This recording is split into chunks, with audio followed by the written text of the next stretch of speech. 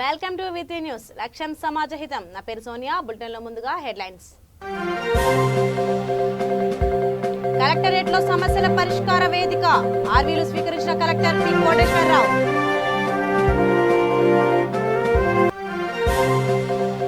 అట్టహాసంగా Kuppam municipal chairman ప్రమాణ స్వీకారం. ఇక బాధ్యతల స్వీకరణే తరువాయి.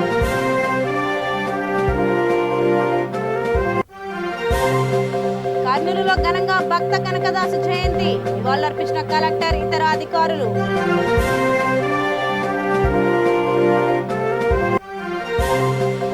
అమరచింతలో కాంగ్రెస్ నేతల పర్యటన. చివరి గింజ వరకు కొనేదాకా పోరాడతామని హామీ.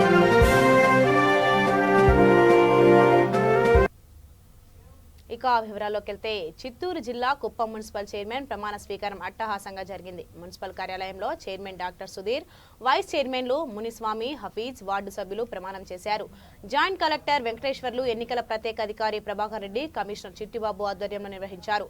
కార్యక్రమానికి ముఖ్య అతిథిగా జిల్లా ZP chairman Srinivasulu, Chittoor MLC అభ్యర్థి భరత్ హాజరయ్యారు.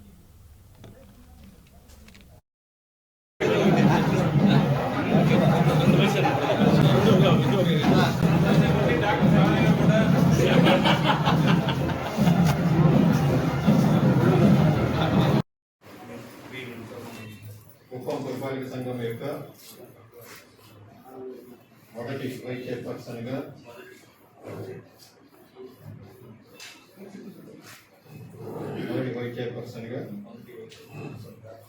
ఎన్నికైనందున శాసనము ద్వారా స్థాపితమైన భారత సంవిధానం పట్ల యథార్థమైన శ్రద్ధానిష్టలను కలిగి ఉన్నాననియు, భారతదేశం యొక్క సార్వభౌమత్వమును మరియు అఖండతను సమర్థించదనియు, నేను చేపడనున్న కర్తవ్యమును శ్రద్ధాపూర్వకముగా నిర్వహించదనియు దైవ సాక్షిగా ప్రమాణం చేయుచున్నాను.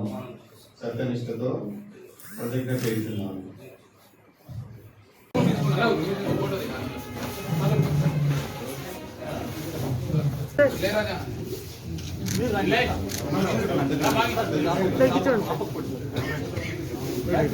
కార్తీక్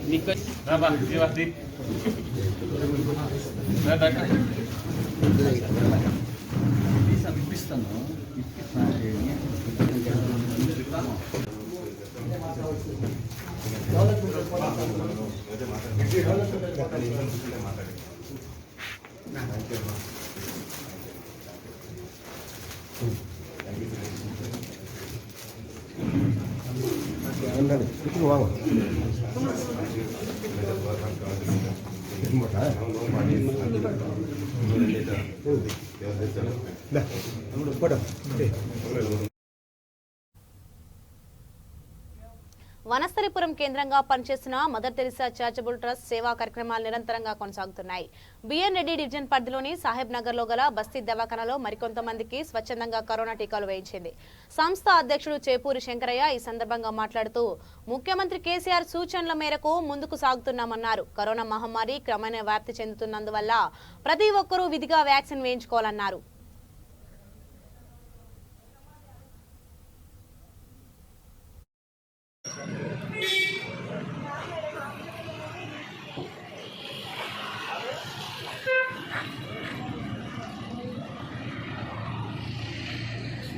చారిటబుల్ ట్రస్ట్ వారు సాహెబ్ నగర్ దగ్గర బస్సు దవాఖాన దగ్గర వ్యాక్సిన్ చేస్తున్నారు. సో అందరూ ఇవ్వాలని కోరుతున్నాను. నేను కూడా సర్వీస్ చాలా బాగుంది. రాగానే కూర్చోబెట్టి రిజిస్టర్ చేసి వేయించారు. మదర్ తెరిసా చారిటబుల్ సొసైటీ వాళ్ళు రిజిస్టర్ చేయించి వ్యాక్సిన్ వేపిస్తున్నారు. వాళ్ళందరికీ ధన్యవాదాలు. గవర్నమెంట్ టైమింగ్ 2 వరకు ఉన్నా కూడా మాకు 2:40 వరకు ప్రజలకి సహాయం చేస్తున్నారు. ఇంకా వ్యాక్సిన్ వేయించుకోవచ్చు, తొందరగా రండి, వేయించుకోండి. అండ్ అందరికీ ధన్యవాదాలు. కర్నూలులోని కలెక్టరేట్ కాన్ఫరెన్స్ హాల్లో శ్రీ భక్త కనకదాస్ జయంతిని ఘనంగా నిర్వహించారు. ఈ సందర్భంగా కనకదాస్ చిత్రపటానికి పూలమాలలు వేసి నివాళులర్పించారు.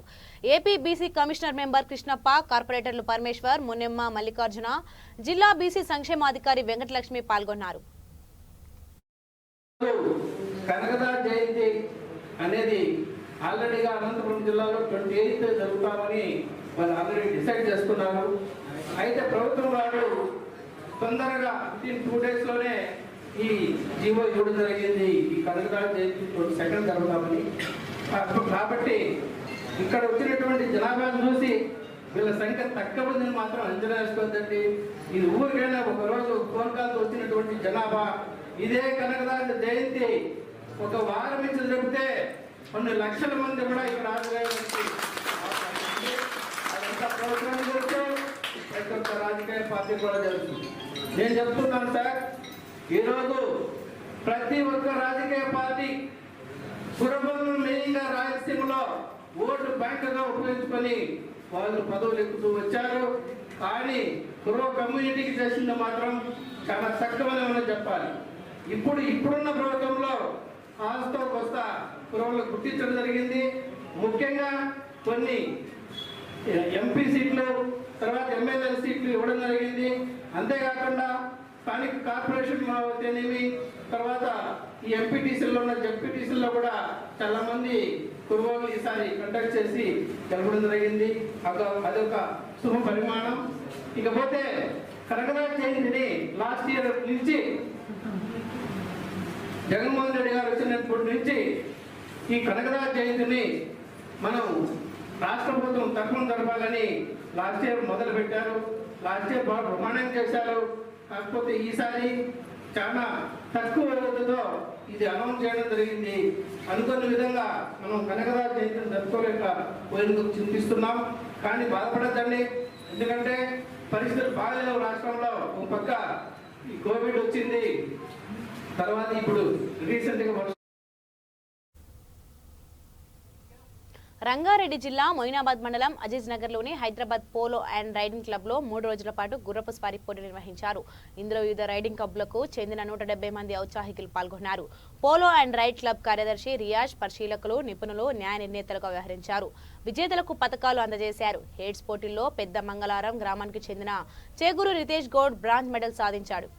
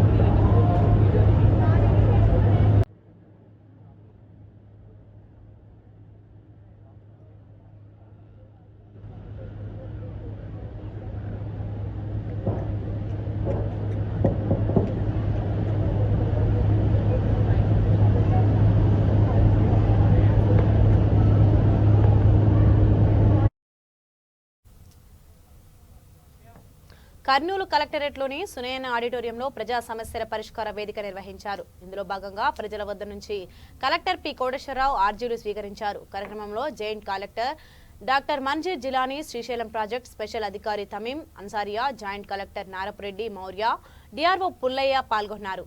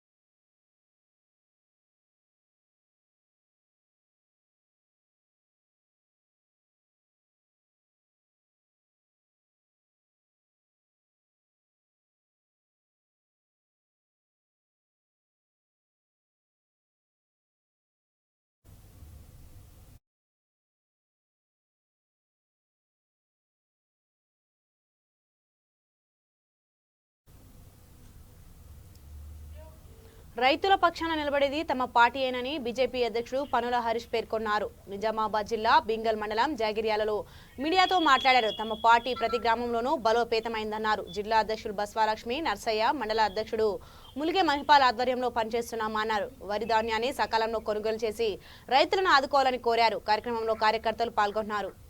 భీమ్గల్ మండలం జాగిర్యాల గ్రామం భారతీయ జనతా పార్టీ నేను అధ్యక్షుడిని. అయితే ప్రస్తుతం ఉన్న నా పేరు పసుల హరీష్.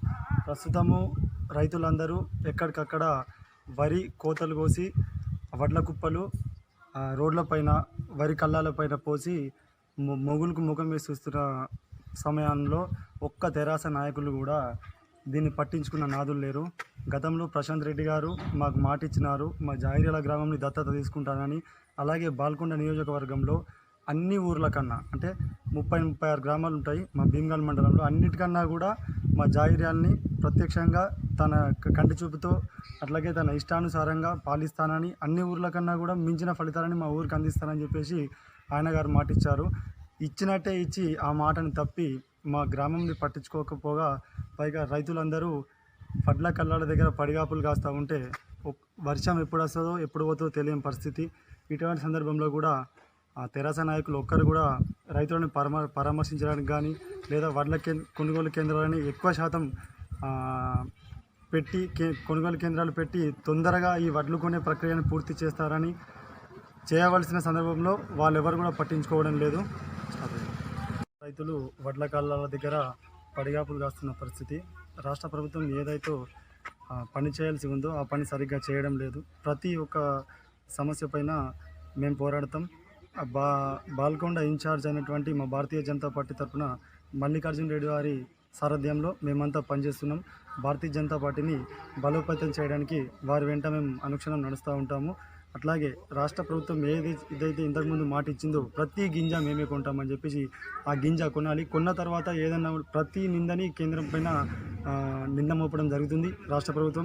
రాష్ట్ర ప్రభుత్వం ఏవైతే మాటలు ఇచ్చిందో, ఏవైతే మీడియా ముందు చెప్పిందో ప్రతి మాట ప్రతి వర్డ్ అక్షరం పొల్లిపోకుండా వాళ్ళు అవన్నీ సమస్యలన్నీ తీర్చాలని. మక్తల్ నియోజకవర్గం అమరచింతంలో కాంగ్రెస్ నేతలు పర్యటించారు. ధాన్యపు కల్లాలను పరిశీలించారు. బాధిత రైతాంగానికి ధైర్యం చెప్పారు. చివరి గింజ వరకు కొనేదాకా పోరాడతామని హామీ ఇచ్చారు. తెలంగాణ రాష్ట్ర యూత్ కాంగ్రెస్ పార్టీ అధ్యక్షుడు శివసేన రెడ్డి తదితరులు పాల్గొన్నారు.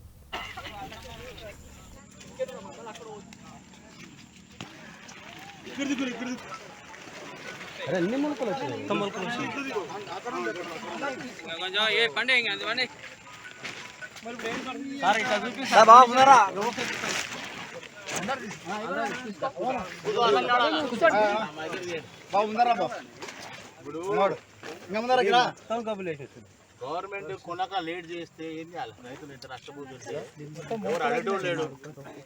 కాంగ్రెస్ పార్టీ డిమాండ్ ఏంటంటే ఇది కూడా కొనాలి.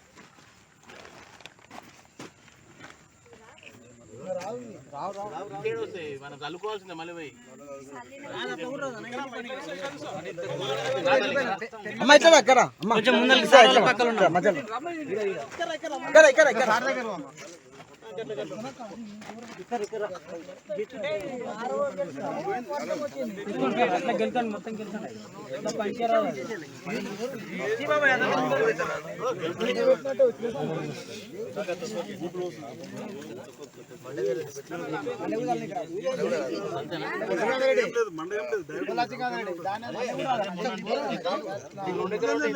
కొత్త రకంలో డైరెక్ట్ అదండి.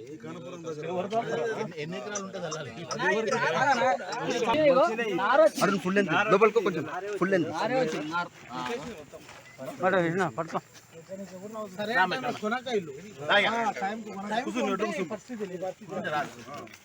నీవు నేను అనుకుంటే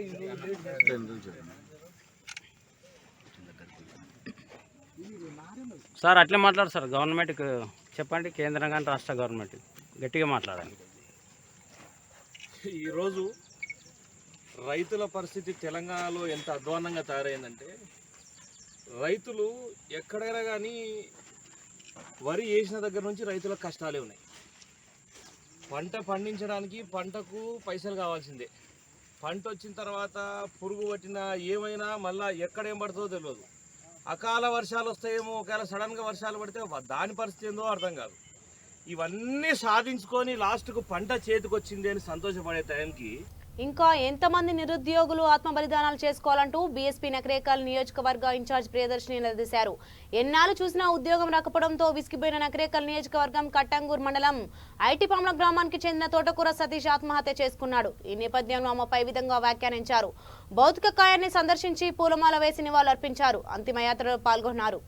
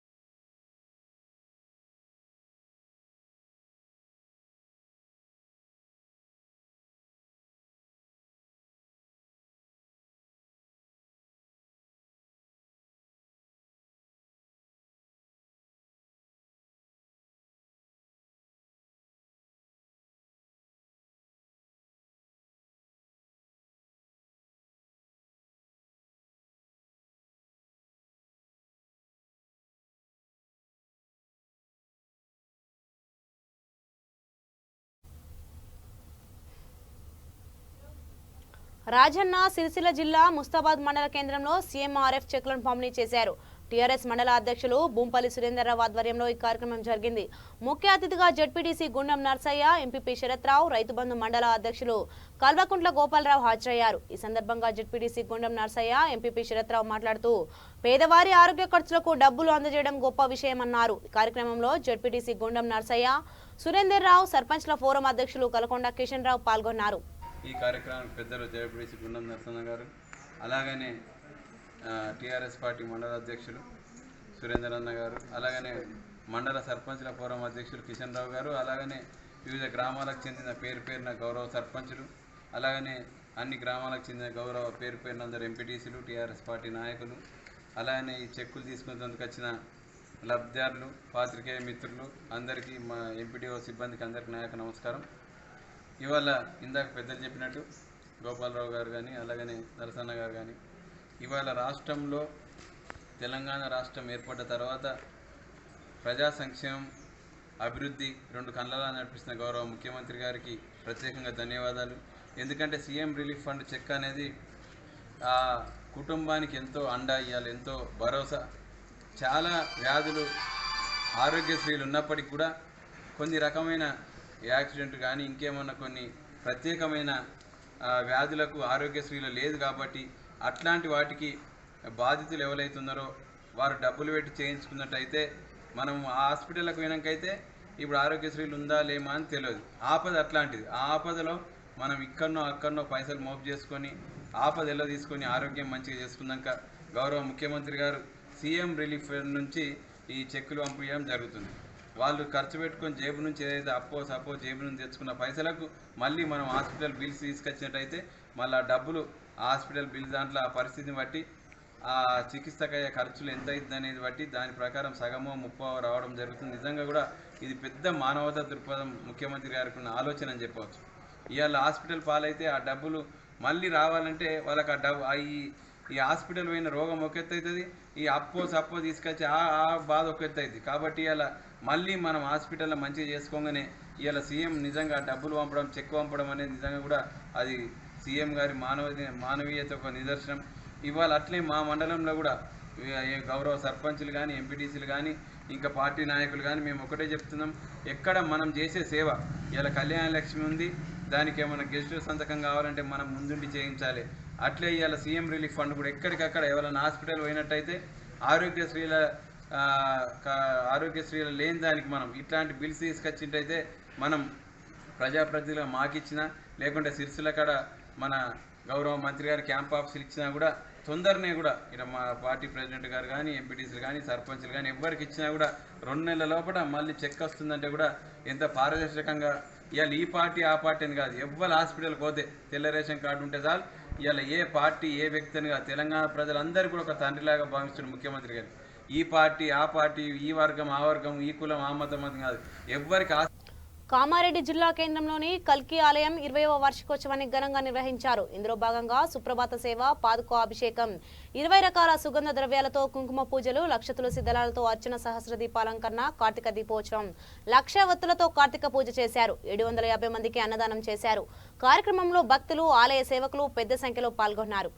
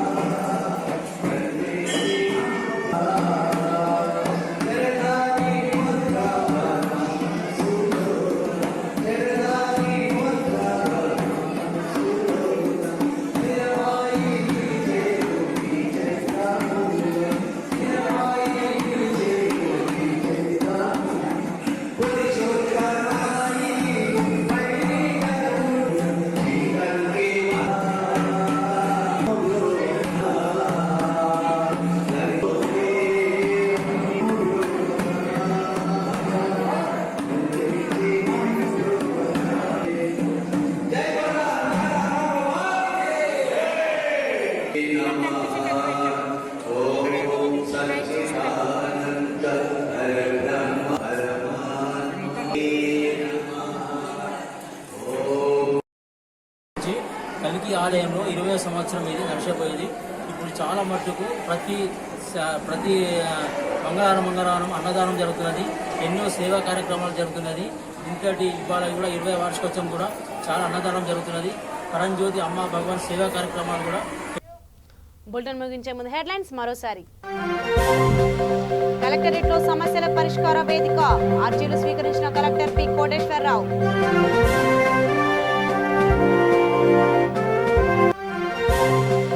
అట్టహాసంగా కుప్పం మున్సిపల్ చైర్మన్ ప్రమాణ స్వీకారం, ఇక బాధ్యతల స్వీకరణే తరువాయి.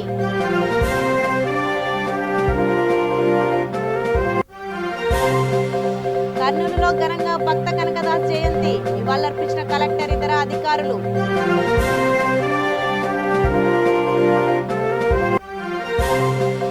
అమరచింతలో కాంగ్రెస్ నేతల పర్యటన, చివరి గింజ వరకు కొనేదాకా పోరాడతామని హామీ. సో ఇవి ఇప్పటి వరకు ఉన్న అప్డేట్స్. మరిన్ని అప్డేట్స్ కోసం చూస్తూనే ఉండండి V3 న్యూస్. లక్ష్యం సమాజ హితం.